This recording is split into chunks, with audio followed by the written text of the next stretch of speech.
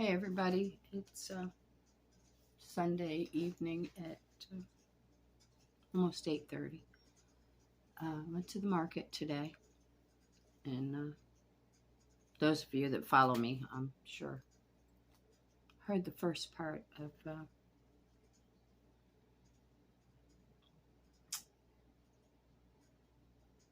what happened at a market I went to a couple weeks ago. And for those of you that are just tuning in, usually I'm bitching about something, that's just who I am, whatever. So, anyhow, to those of you that are just tuning in, I do the market on the weekends. I mean, a friend of mine, my husband goes with me one day, just get out, be around people. We made a lot of wonderful friends, and, something for me to do, keeps me busy. So, anyhow, my friend Laura and I, a couple weeks ago on a Monday, decided to go to another market and try it out. They're only open on Mondays, and it's huge, it's blah, blah, blah, it's blah, blah, blah. So we thought, well, because we're a couple of nosy old broads, we decided to go up there.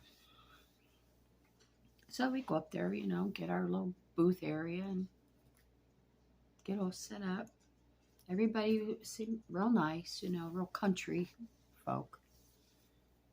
And old gentleman next to us, this weather vanes or what, I didn't pay a lot of attention, but we spoke, back and forth, and talked about his wife, kids, grandkids, that kind of talk. So anyhow, we were all getting ready to close down and go home, and he called me over because if you're a regular there and want to spend the money, you have a shed to put all your stuff in or to set up as a storefront. And I had remarked about something that he had over there that I thought was nice or whatever, and that Chris and I ever got moved, it would be a nice addition, So he called me over, and I thought he was going to show me. He says, come here, I got something I want to show you. And I'm thinking, okay, harmful, nice man. I didn't even think nothing. Well, I get in there, and he doesn't know how to keep his hands to himself. And I didn't expect that, If it was something you'd seen coming, or, he was, first of all, if he'd have been making innuendos, I would have never went near that shed to begin with. But, just somebody that you would never think, never had any thoughts. And I walked over there, and that's exactly what he did. Normally, I'd have punched him, kicked him, thrown something at him, hit him with something, but I was in shock. Anyhow, so I had to come home and make a video to tell my husband. I couldn't even look at my poor husband in the face to tell him what this man had done. So we get through that, and I'm getting past the, I don't know, shocks. I don't know. Anyhow, the more I thought about what he had done to me, the more pissed off I got, which was good. So anyhow, and I thought, well, I'll never see him again, but if I ever run across him, I'll give him the what for, and my husband wanted to know who it was. I said, no, it's not a big deal. Don't worry about it. And Memorial Day was a big day at Webster, the other place, and we had already, before this had happened with this fellow, when we got there that day, we had already paid for a spot Memorial Day, because everybody was like, oh my God, one of the busiest days of the year, blah, blah, blah, blah, okay. So we had signed up for that and paid for our spot. And then that happened with that creepy fuck. So anyhow, Chris was off of work that day, or he took that day off or whatever to go with me. And we get there, and we're like 2 spots away from this guy. And I'm like, great, great. He'll come over here and say something. And I already told my husband that if, he was there that day and he came near me for any reason, I'm just going to point and he can Well, I stayed real low key that day. I wasn't feeling good anyhow, and I just, mm, so I don't even think he knew I was there that day. Maybe, I don't know, but I didn't pay a lot of attention. I tried to stay out of his line of sight. So we left that day with no problems, and I didn't tell Chris that that thing 2 booths away is. So anyhow, we leave it alone, and I'm at the mad stage. You go through all that stuff like you do when people die. You mad, you're happy, you accept, deny. And I think in the beginning it was denial with me. How? Well, so then I go to mad, and I'm ready to move on from this. I thought, well, this son of a bitch, he got his one and only free walk away with me. Best let it go. That way my husband doesn't go to jail for killing him. I'm trying to just let it go. I'll tell you, when somebody, I don't even know what word I'm looking for.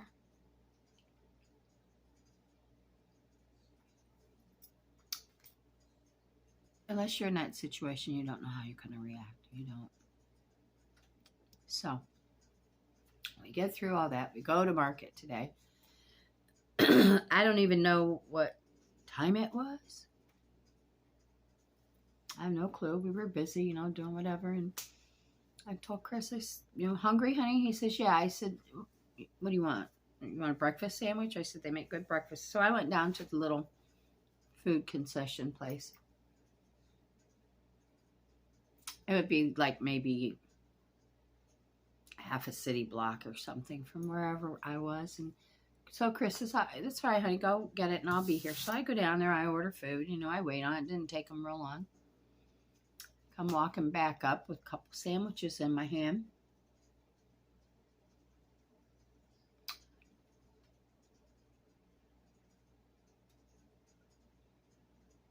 Look at my booth.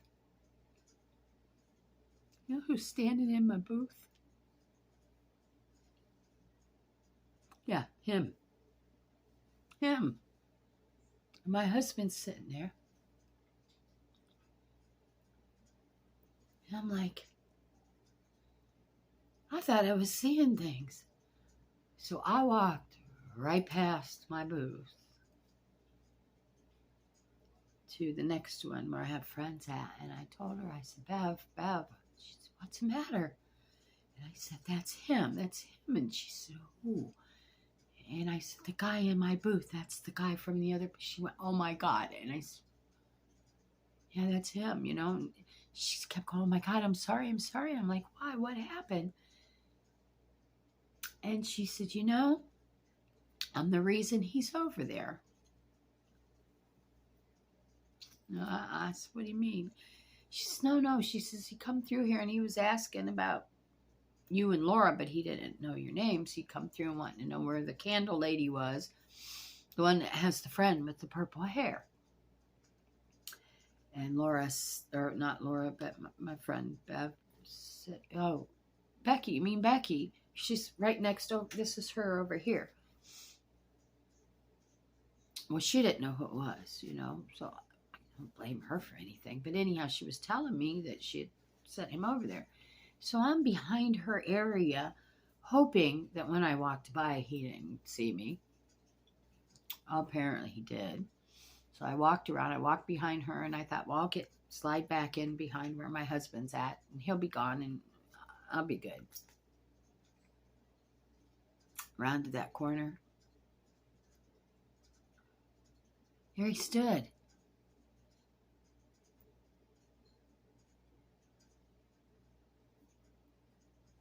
My husband's sitting right there. I can't even tell you right now what happened.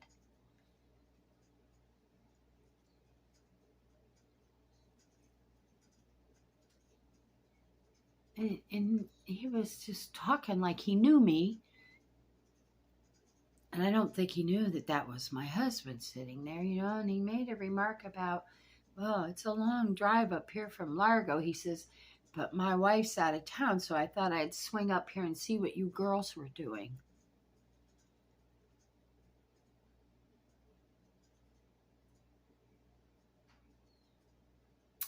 And my husband kept asking. Apparently, I had a horrible look on my, what's the matter, honey? What's the matter? I said, I'll tell you in a bit. What's the matter? And then the tears are coming, you know, and he knows there's something wrong. And this guy's standing here. I just finally backed away and I don't even know if he walked away or what happened. But I knew he was gone, and Chris was going to go after him.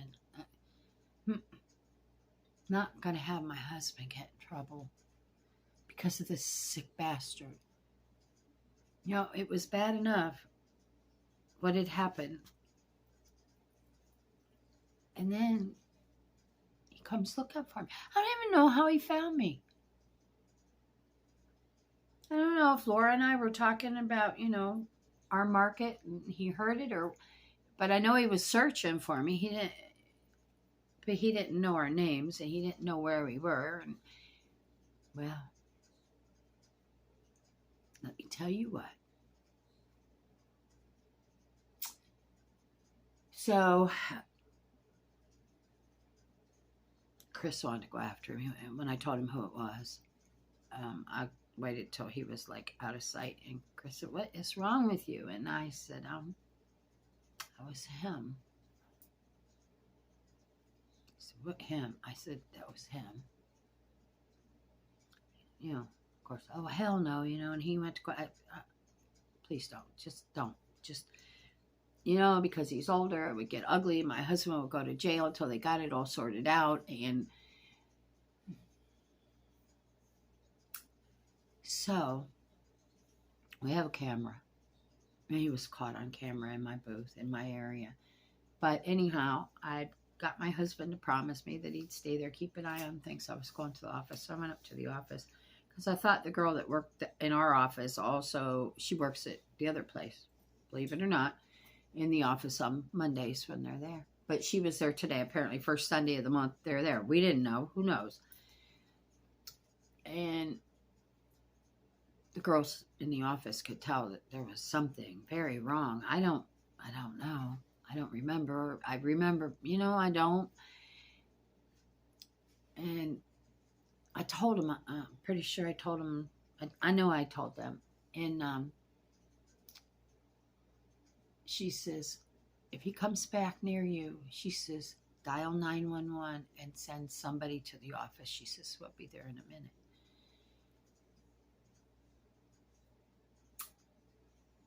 And, you know, so I get back and I found out my husband had escaped and went after him. I'll probably never get the truth about what he said or what happened.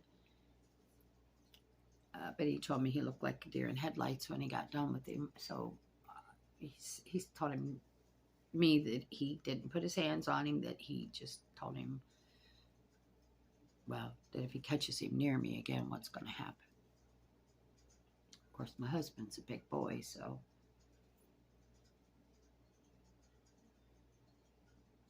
And I would imagine he was probably pissed off when he got to him.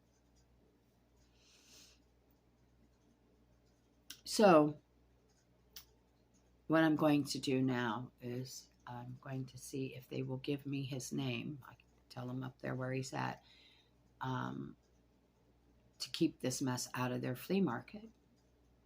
Or the sheriff will come up there on the business day to find him. And then I'm going to start at my sheriff's office.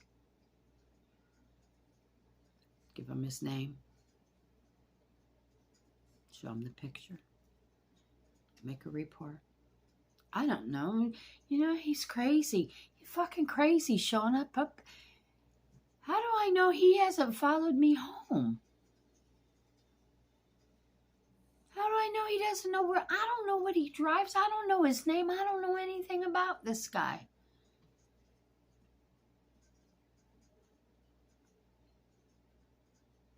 So, this is what I got to do. I'm I'm going to start with my local. Let them know. Then I'm going to go to the county where our flea market is. And then I'm going to have to go over to the original one and let their department know. I'm going to leave it in their hands.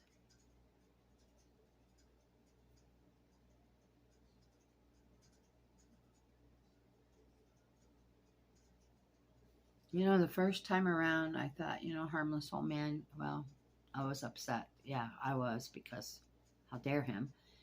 And I thought, well, I don't ever have to see him again, so I don't ever have to see him again.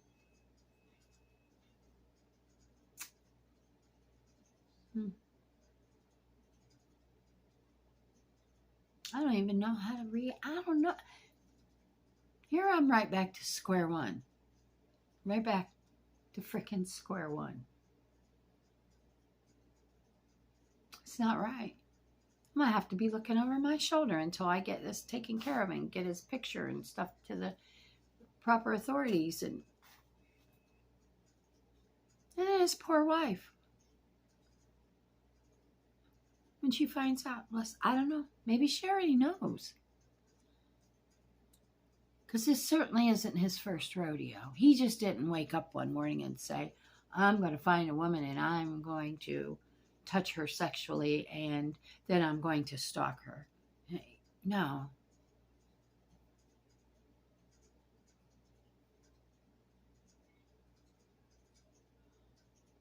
You know what? He'd already used up his one try with me.